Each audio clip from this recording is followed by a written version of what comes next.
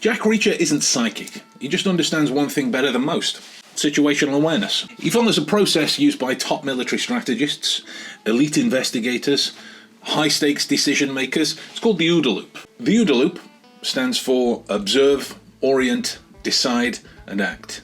It's a decision-making model developed by United States Air Force Colonel John Boyd. He applied the concept to combat operations processes, often at the operational level during military campaigns. Now, it's often applied to understand commercial operations and learning processes. Now, the approach itself explains how agility can overcome raw power in dealing with human opponents. I mean, that's one of the many things that it can do, but certainly particular to Reacher and Paulie, it would be something that would come in handy. Now, Reacher walks into a room. He's already processing. He's not just looking, he's orienting himself to what matters. And that brings us to the next level. Dr. Micah Ensley, an expert in situational awareness, breaks it down into 3 levels. Perception. What's happening right now? Who's standing where? What objects are present? Comprehension. What does this mean? Why is that guy near the exit looking at his phone but never texting? And then the third is projection. What happens next? If this turns into a problem, where do I go? What's my escape plan? Here's where most people fail. They panic. Reacher? He doesn't, because he follows a mental framework that one could argue is straight out of Stoic philosophy. Epictetus's dichotomy of control. That is, control what you can, ignore what you can't. Essentially, in this situation, you can control your awareness. You can't control what happens next. So next time you walk into a room, don't react, just observe. Focus on what you can control, your awareness, and let everything else fade into the background. Okay, let's put it all together. The most accessible way to read any room, it's in reference to baselines and anomalies. I mean, we can get into the weeds on whether baselining is the most appropriate tactical edge for any situation.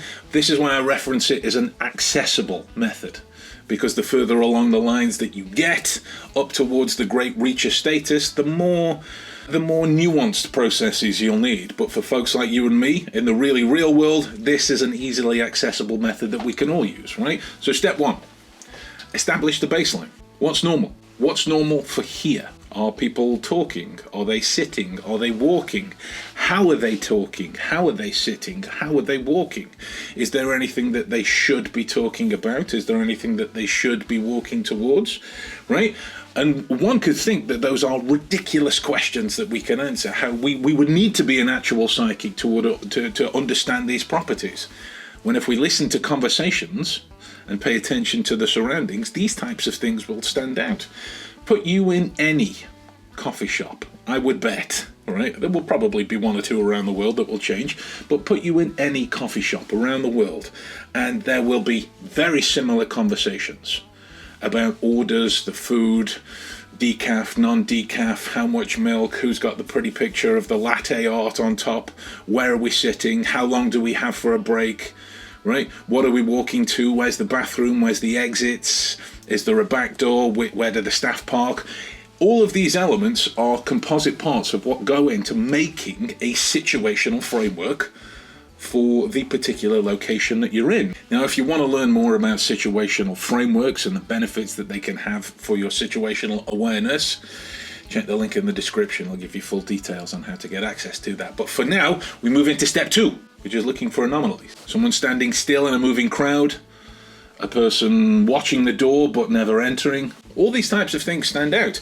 But in order for you to know what stands out, you have to know what's normal in order for you to be able to decipher the change. Right? So next time, here's my challenge for you. Next time you're at a cafe, a mall, a park, wherever you are, do a Reacher scan. Where's the nearest exit? Who's standing near it? What is their behavior telling you?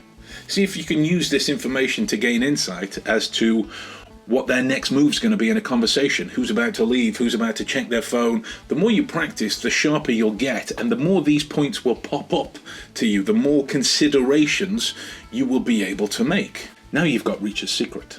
But here's the real question. Can you use it in real life? Of course you can. That's how I'm here. Let's see it in action then, briefly, before the copyright lords have a go at me. Boom. Observe. Literally observing the surroundings. He has a plan in mind. If you know the story, you know he's looking for Tanner Spivey. So he's observing the connections to this. In the bar, there'll be things that stand out. Drinkers, dancers, smokers, flirters, people playing pool, whatever it is, right? There'll be some aspects within the bar that belong, some aspects that don't. What do you think he's going to orient himself to in that situation? What doesn't belong in that bar is somebody with the strength of character that he can lean on, right? Observe, observe, here it is. They're literal shots of the observation. Boom.